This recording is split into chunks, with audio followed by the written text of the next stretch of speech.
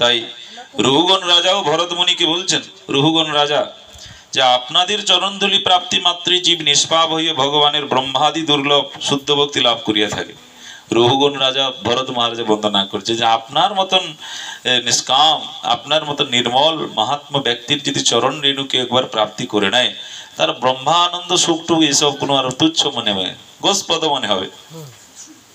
অতএব ইহা বিচিত্র নহে, মুহূর্ত মাত্র আপনার সঙ্গ লাভের আমার কুতর্কের মূল কারণ অবিবেক অর্থাৎ সংসার দূরীভূত হইল। দেখুন, মুহূর্ত মাত্র ভরত মহারাজের সঙ্গ করলো, তার সমস্ত অবিদ্যা চলে গেল, মুহূর্ত মাত্র ভরত মহারাজের। তাহলে কতটা না আমাদের মহৎ ব্যক্তির করুণা কৃপা না হওয়া পর্যন্ত আমাদের মধ্যে অবিদ্যা রাশি যাবে না, যে অবিদ্যার দ্বারা আমরা এখনো বিমোহিত হয়ে যাই নাকি। সেই মহান ব্যক্তির করুণা আমাদেরকে প্রাপ্তি করতেই হবে, তাছাড়া আমাদের কোনো ব্যতীতই নেই ভগবত প্রাপ্তির। আমাদের গুরু মহারাজ বলতেন যে তুমি যতই যেখানে যাও ভজন টজন করার জন্য যাও, যেখানে খুশি তুমি যাচ্ছ একা একা ভজন করছো, করো, গোলক বৃন্দাবনের চাবি কিন্তু আমার কাছেই। গুরু মহারাজ বলতেন এরকম করে, এই জন্য গুরু ছাড়ি গৌরাঙ্গ ভজে সে পাপি নরকে মজে। যেখানে তুমি একক ভাবে যাচ্ছ, যাচ্ছে আমার নির্জনে ভজন করবো, করবে করো, কিন্তু এটি জানবে ওখানকার চাবি কিন্তু আমার কাছে। যে চাবি দিয়ে লকার না খুললে তুমি কোনোদিনই টাকাও পাবে না, কিছুই পাবে না, প্রেমও পাবে না। অতএব তুমি যা করবে করো, কিন্তু চাবি কিন্তু আমার কাছে। এই জন্য গুরুপাদ পদবে গুরুবর্গতির প্রতি আমাদের অগাধ নিষ্ঠা ভক্তি প্রয়োজন। তাছাড়া কোনো ভাবেই কোনো কারণে কোনো কিছুর দ্বারাও আমরা ভগবানকে জানতে পেতেই পারবো না। এই জন্য গুরু বৈষ্ণবের কৃপা আমাদের প্রয়োজন। তাই আমরা প্রণাম করে বাঞ্ছা কল্প তরু নাকি ভাবুন তো, বাঞ্ছা কল্প মানে সেই কল্পতরু বৃক্ষ আমি যা চাইবো তাই পাবো। কিন্তু এই ভাবনাটা কি হয় যে কল্পতরু বৈষ্ণবগণ যে কল্পতরু, এই ভাবনা যদি না হয়ে থাকে তাহলে প্রাপ্তি কি করে হবে? তাই বৃন্দাবন দাস ঠাকুরের পরিভাষায় বলছেন, এই যে তোমার পাদ দোক পুণ্য জল তীর্থের করে তীর্থ হেন সুনির্মল, যতেক ব্রহ্মাণ্ড বৈশে আমার দেহেতে, যত লোকপাল সব আমার সহিতে, পাদ দোক দিয়া আজি করিলা পবিত্র, অক্ষয় হইয়া রহু তোমার চরিত্র। হ্যাঁ, এই জন্য বলে অক্ষয় তৃতীয়া।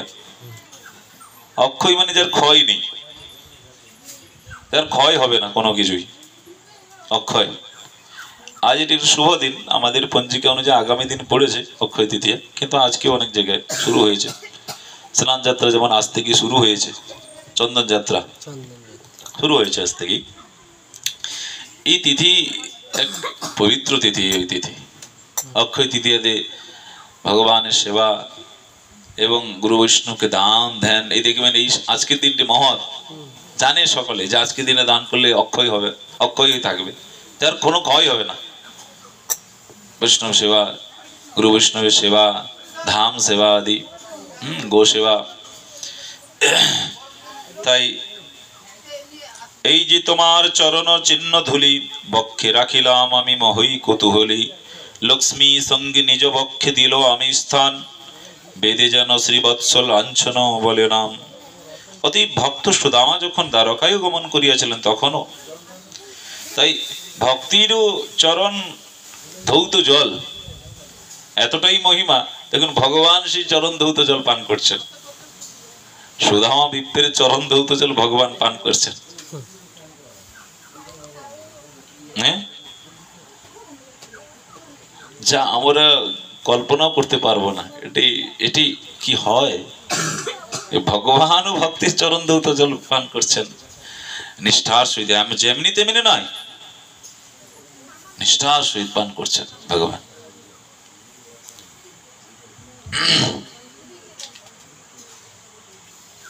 এই জন্য যে সকল নিষ্কিঞ্চন শান্ত নিরভিমান সর্বজীব বৎসল বিষয় রাগের দ্বারা অস্পৃষ্ট চিত্ত পুরুষ আমাতে অনুরক্ত চিত্ত হইয়া সেবা করিয়া থাকেন, তাহারাই নিরপেক্ষ জনলভ্য পরম সুখ লাভ করেন, অন্যে সে সুখ লাভ করিতে পারে না। নিষ্কিঞ্চনা মজ্জ অনুরক্ত চেতস, বলছেন যারা নিষ্কিঞ্চন ভক্ত হন। নিষ্কিঞ্চন মানে কোনো কিছু কামনা নাই, নিষ্কিঞ্চন, বিষয়েতে নিষ্কিঞ্চন, আর শান্ত, আর নিরভিমান, আর সর্বজীব বৎসল্য, সমস্ত জীবের প্রতি খুব সৌহার্দ্য ভাবনা। বিষয় রাগের দ্বারা অস্পৃষ্ট চিত্ত, মানে বিষয় রাগে ভোগের কোনো স্পৃহা নেই, বিরক্তি বিষয়ের প্রতি।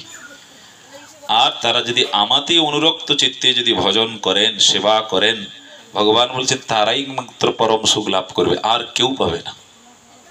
আর কেউ জন্মের এপক্ষম নবিদু সুখং মামা, তারাই মাত্র সুখ লাভ করবে, তাছাড়া অন্য কেউ সুখ লাভ করতেই পারবে না। এই জন্যই ভজনেতে প্রচন্ড সুখ আছে। এই ভজনে, হরি ভজনে, কৃষ্ণ ভজন, হরি নামে ভগবানের সেবা, গুরু বিষ্ণুর সেবাতে প্রচন্ড সুখ। সেই সুখেতে যে একবার অবগাহন করবে নাকি, ব্যাস তাকে আর কোনো জড় সমূহ, জড় সম্বন্ধ আর তার ভালো লাগবে না।